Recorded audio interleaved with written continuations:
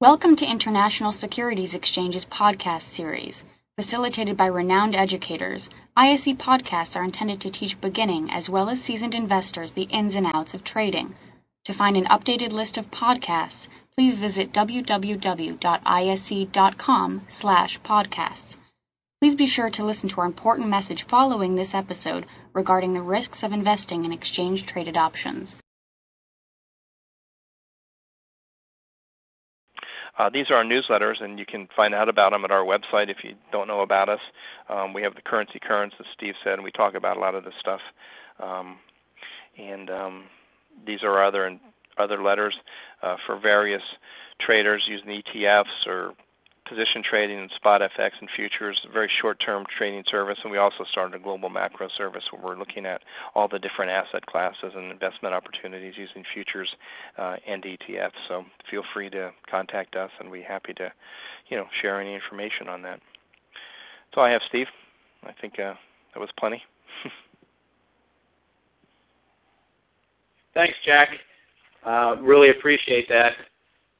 Just want to remind everyone, I would highly recommend that you sign up for Jack's free Currency Currents newsletter that he and his son write each day. It has a tremendous amount of information in each day, each day. And they also have paid services. And Jack, can you talk more about your newest newsletter? Sure. It's called the Global Macro Trader. And we do a lot of this research, as you can see, and have for a long time. So we decided to just apply that to some of these other asset classes that we look at on a regular basis. We use a lot of these asset classes. We look at bonds, we look at stock indices, we look at oil, and we look at gold as major asset classes compared on an intermarket basis against all the currencies. So given that, we've decided to also give some ideas, some trading ideas on these other asset classes. I've traded those in the past myself, a lot of these different asset classes on the future side of the fence, and we're just expanding a bit in terms of our offering, even though it's research that we've done for many years. So hopefully that'll be something that people like if we help them make some money in those areas. I would guess so. That's great. And the cost, is it different for the different newsletters, Jack? Yes, the Currency Investor is just an ETF trader of currencies, long-term hold based on these global macro themes, and that's $39 a year. We think it comes out once a month. Position Trader is $99 a month, Swing Trader $99 a month, and Global Macro Trader will be $99 a month. We have a special now running for $69 a month, through the next day or so. But they're all go to $99, the more intensive trading services. So you could just sign up for a month, and if you don't like it, that's $69 or $99. Not a big investment, huh, Jack?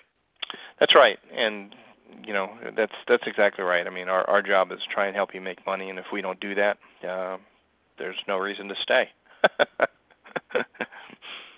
Well, that's great. And again, please go to Currency Current, sign up for Currency Currents. Black Swan Trading, you can send Jack an email, I think, at info@blackswantrading.com. And let's just take some questions. Let's see. I saw a couple really interesting ones coming through. One had to do, Danny had a question about, so if the Chinese currency moves up, let's say 10 or 20%, isn't that going to create inflation for us, for the rest of the world? I mean, U.S. citizens and everybody else, if their currency is stronger? At least that's a possibility, isn't it, Jack? I don't think it's not that simple. It assumes that there won't be any replacement goods. It assumes that the demand will always stay the same for that product that's going up. It assumes money supply. I don't think you can make that argument. Too simplistic. Yeah. I mean, there's no doubt it would create. Often when you hear that when a particular commodity price goes up or a needed commodity goes up, it's going to create inflation, but it's not necessarily the case. You maybe buy less of something else in order to get product X, so therefore on a relative basis the spending hasn't changed. You've just substituted something or cut out something. So it's not quite that simple. Sure, good point. That is a good point. John has a question about when you were talking about the surplus nations. I forget which slide it was, but you used the acronym CA, and I just couldn't remember what that was. What is that acronym CA? Current account. Okay, great. Okay, thank you. Current account. All right, John. Let's see what else that we see. Carlos has a question. He says, when you say 1.5 credit for $1 of GDP, is that China borrowing 1.5, and how are they borrowing it? Yeah, let me try and explain that. And it just means that whenever you are starting from a low base, whether it's China or any economy, and you start to put money in to create value on the other end. When you're starting at a low base, the money that you put in has a very stimulative effect. It's very efficiently used. But when you start to get more and more money in and you have overcapacity and it's harder to create value, it takes more relative money to create the same amount of value than it did when you started from a very low base. And that's what he's saying. And it happens in all economies. As lending or credit builds, sooner or later the system is saturating, and there aren't that many values out there. So it takes more and more dollars to create the same amount of value than it did early on. Hopefully that makes some sense. And that's a process in every economy. It's not just China, but those stats show that China needs more and more credit flowing in, whether it's from the government or hot money, to create the same relative value and growth. And that's why they say that markets are asymmetrical, meaning they fall so much faster than they go up, precisely because of that process.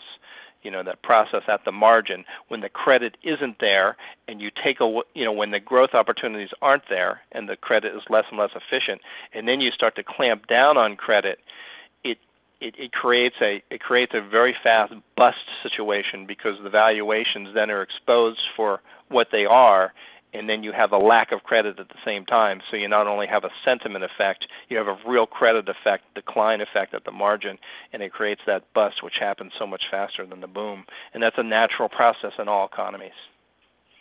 So Jack, coming back to the United States, if you think about the Internet crash, I guess, if you will, we were overbuilding a lot of different things in 1998, 1999, 2000, when the Fed decided to lower rates to stabilize things. That would be an example of that, how the first couple of, easing initially was good, but it turned out to be a couple of years later, some of the money that was being used was done for real estate investments or speculation that wasn't so good. Sure, it's the standard, credit-induced boom-bust problem that's been with us forever, that we, on a lesson that we never seem to learn. Yeah, and but the problem is politically it's hard, right? Even if the Fed chairman could say, you know what, it's time to end the party, politicians don't want to see rates going up when everything's going well, right? That's exactly right. That's exactly right. Thank you for listening to our podcast. To find more podcasts on options, stocks, alternative markets, and market data, please visit www.ise.com/podcasts.